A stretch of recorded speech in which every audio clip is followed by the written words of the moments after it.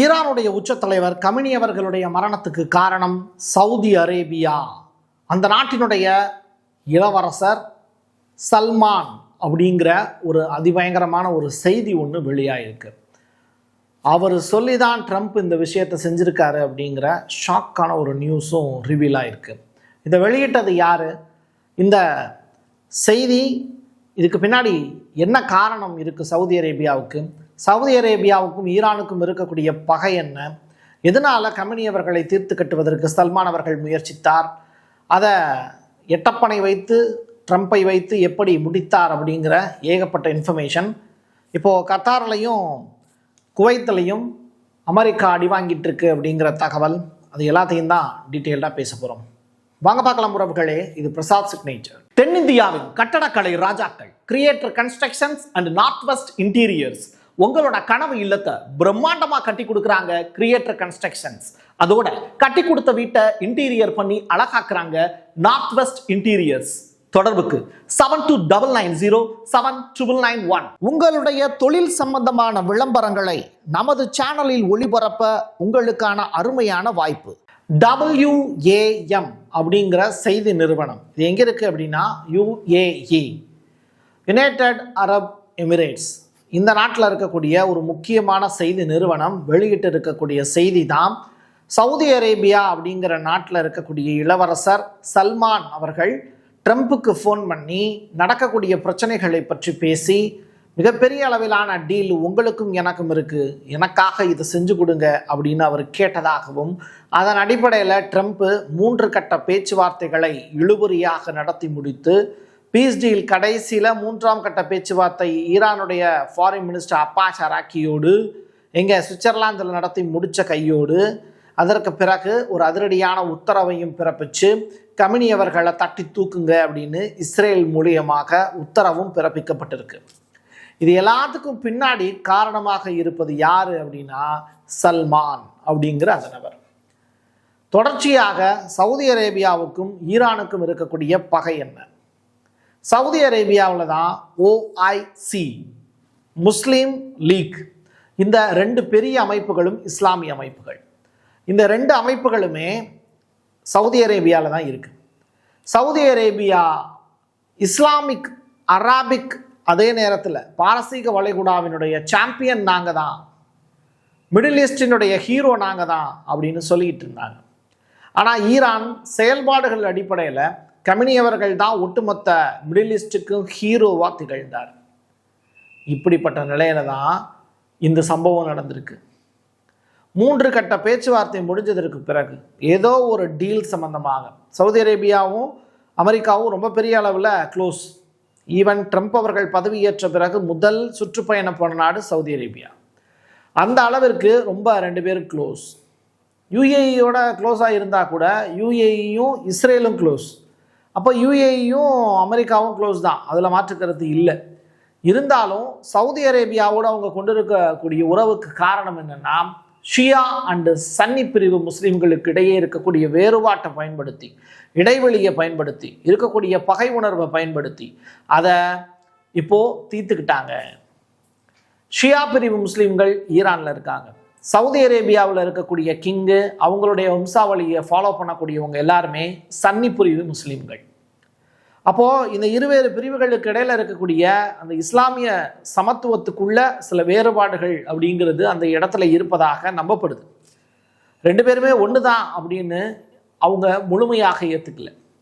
ஒருவருக்கு ஒருவர் சின்ன சின்ன பகை உணர்வு இருந்துக்கிட்டே இருந்திருக்கு. இதன் காரணமாக யார் பெரியாள் அப்படிங்கிற அந்த வேட்கையில் 3வது நபரான எட்டப்பனை உள்ள விட்டுருக்காங்க. அதனுடைய விளைவு தான் இன்னைக்கு அயத்துல்லா அலி கமினி அவர்களுடைய மரணம் நிகழ்ந்திருக்கு. நல்லா கவனித்து பார்த்தீங்கன்னா, இந்த நடக்கக்கூடிய போரில் US தளங்கள் மொத்தம் 27 இடங்களில் ஈரான் அட்டாக் பண்ணாங்க. இந்த 27 தளங்களில் இருந்துமே ஈரான் மீது அட்டாக் முதல் முறையாக நடத்தப்பட்டது அமெரிக்கா சார்பாக.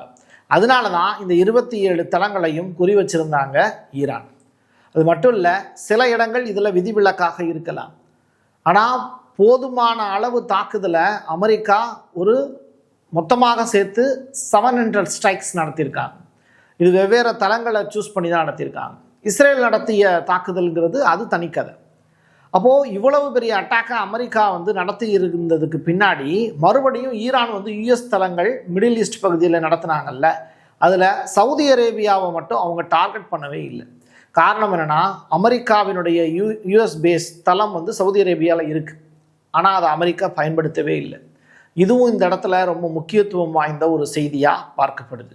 அட்டாக் தொடங்கி நடந்துக்கிட்டு இருக்கிற நேரத்தில் தான் இந்த முடிவே எடுத்திருக்காங்க அப்படிங்கிற அதிர்ச்சிகரமான தகவலையும் வாஷிங்டன் போஸ்ட் அப்படிங்கிற அந்த செய்தி நிறுவனம், அமெரிக்காவில் இருந்து வெளியாகக்கூடிய அந்த செய்தி நிறுவனம் அந்த செய்தியை போஸ்ட் பண்ணியிருக்காங்க. அதாவது லாரிஜானி அப்படின்னு சொல்லப்படக்கூடிய அயத்துல்லா கமினி அவர்களுடைய மிக முக்கியமான நம்பிக்கைக்குரிய நபர், இன்னைக்கு அவருக்கு பெரிய போஸ்டையும் போட்டு கொடுத்துருக்காங்க. கமினி அவர்களுக்கு க்ளோஸாக இருக்கக்கூடிய லாரிஜானி உயிரோடு தான் இருக்கார். ஆனால் அவரோடு கூடவே இருந்த ஷாம்கானி அப்படிங்கிற நபர் உயிரோடு இல்லை.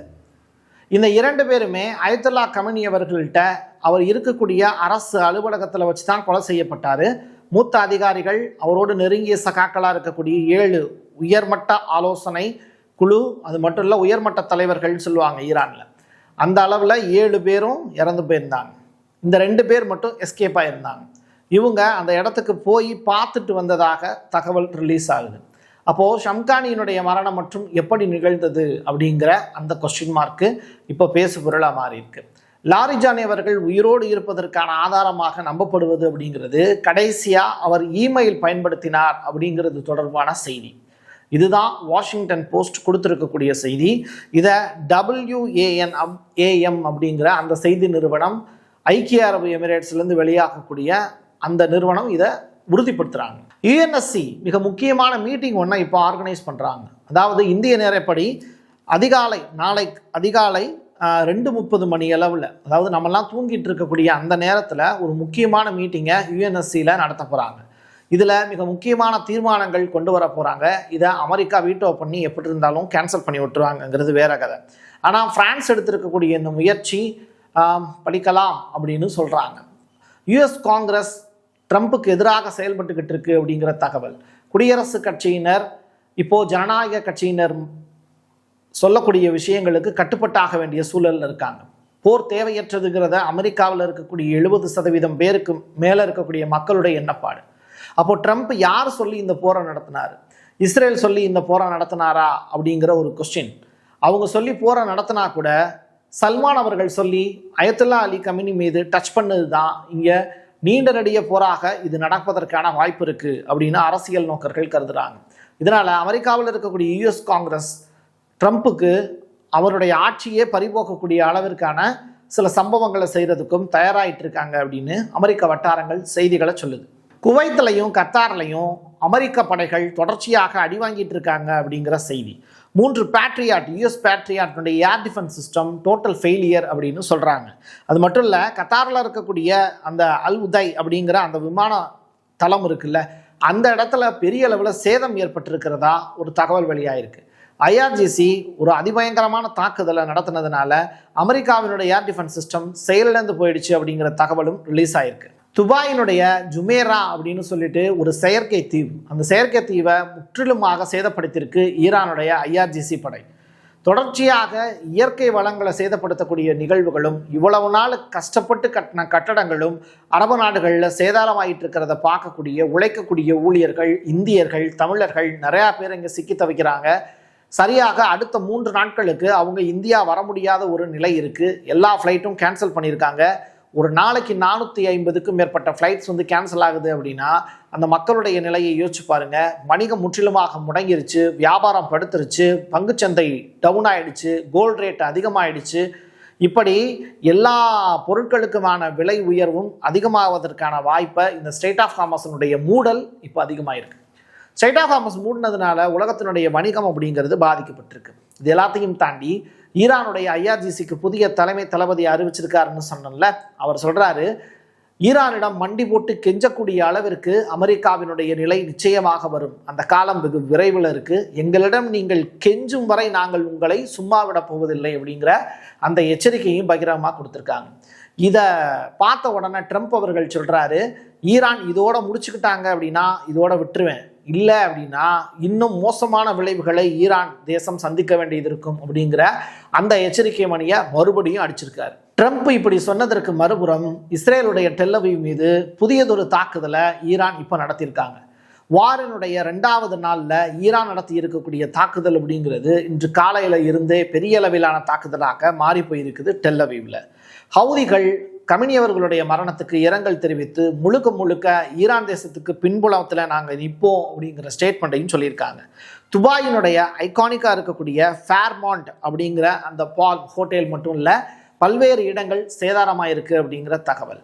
ஒட்டுமொத்தமாக பார்க்கும்போது உலக நாடுகள் ஐக்கிய நாடுகள் சபையிட்ட போய் முறையிட்டுக்கிட்டு இருக்காங்க. அடுத்த மீட்டிங் அப்படிங்கிறது யுஎன்எஸ்சியில் கூட போகிறாங்க. இந்தியா உள்ளிட்ட ஜனநாயக நாடுகள் எல்லாமே சேர்ந்து இந்த போரை நிறுத்துவதற்கான வேலையை செய்வாங்கங்கிறத பெரிய அளவில் இந்த மிடில் ஈஸ்டில் இருக்கக்கூடிய நாடுகள் நம்புகிறாங்க. ஒபக் ப்ளஸ் டீம் இவங்க நாளைக்கு கூட போகிறாங்க. அவங்க ஃபிக்ஸ் பண்ண போகிற கச்சா எண்ணெயினுடைய விலைங்கிறது அதிபயங்கரமாக நாளைக்கு உயர வாய்ப்பு இருக்குது அப்படின்னு சொல்கிறாங்க. எல்லாரும் அடுத்து ரஷ்ய எண்ணெயை வாங்குவதற்கான வாய்ப்பை இப்போ அமெரிக்கா ஓப்பன் பண்ணி விட்டுருக்கு. கேட் ஓப்பனில் இருக்குது. எல்லாரும் ரஷ்யாவோடு டைப் பண்ணுவதற்கான வாய்ப்பை இப்போ உருவாக்கிக்கிட்டு இருக்காங்க, இன்க்ளூடிங் யூரோப் ஆல்சோ. இதுதான் ஒரு பெரிய கேம் சேஞ்சராக பார்க்கப்படுது. ஸோ ட்ரம்பினுடைய ஈரானுக்கு எதிரான நடவடிக்கை ரஷ்யாவுக்கான கேட்டை ஓப்பன் பண்ணியிருக்கு அப்படின்னு அரசியல் தெரிஞ்சவங்க பேசிக்கிறாங்க. என் கையெழுத்து என் மக்களுக்கானது உறவுகளை மீண்டும் ஒரு பதிவில் சந்திக்கலாம். நன்றி வணக்கம். தென்னிந்தியாவின் கட்டடக்கலை ராஜாக்கள் creator constructions and north west interiors உங்களோட கனவு இல்லத்தை பிரம்மாண்டமா கட்டி கொடுக்குறாங்க கிரியேட்டர் கன்ஸ்ட்ரக்ஷன்ஸ். அதோட கட்டி கொடுத்த வீட்டை இன்டீரியர் பண்ணி அழகாக்குறாங்க நார்த் வெஸ்ட் இன்டீரியர்ஸ். தொடர்புக்கு 7290799991. உங்களுடைய தொழில் சம்பந்தமான விளம்பரங்களை நமது சேனலில் ஒளிபரப்ப உங்களுக்கான அருமையான வாய்ப்பு. Prasad signature media broadcasting private limited. நீங்க நியூஸ் ரீடரா மாறணுமா, கண்டென்ட் கிரியேட்டரா உருவாகணுமா, சேட்டலைட் சேனல்ல ரிப்போர்ட்டரா வேலை பார்க்கணுமா, டாக்குமெண்ட்ரி மேக்கிங்ல இருந்து ஜேர்னலிசம் பற்றிய முழுமையான பயிற்சி பெற உங்களுக்கான அருமையான வாய்ப்பு. எங்களை தேடி வாங்க. ஆன்லைன் மற்றும் நேரடி பயிற்சி வகுப்புகளும் சர்டிபிகேட் கோர்ஸாவை கத்துத்தரும். மீடியா துறையில் 10 ஆண்டுகளுக்கு மேல அனுபவம் உள்ளவர்கள் பயிற்சி கொடுப்பார்கள். வாய்ஸ் ஓவர் தொடங்கி வாய்ஸ்லெஸ் பீப்புளுக்காக உங்களை சிறந்த ஜேர்னலிஸ்டா உருவாக்க வேண்டியது எங்களோட பொறுப்பு. ஸ்கூல்ஸ் அண்ட் காலேஜஸ்ல ஜூனியர் ஜேர்னலிஸ்ட்ங்கிற பேர்ல ஒர்க் ஷாப்பும் கண்டக்ட் பண்ணி கொடுக்கிறோம். மோட்டிவேஷனல் ஸ்பீக்கரா கடந்த 15 ஆண்டுகளா கல்வி நிறுவனங்களுக்கு நிகழ்ச்சிகளும் நடத்தி தரோம். தொடர்புக்கு 9944790333 94493594 prasad signature@gmail.com.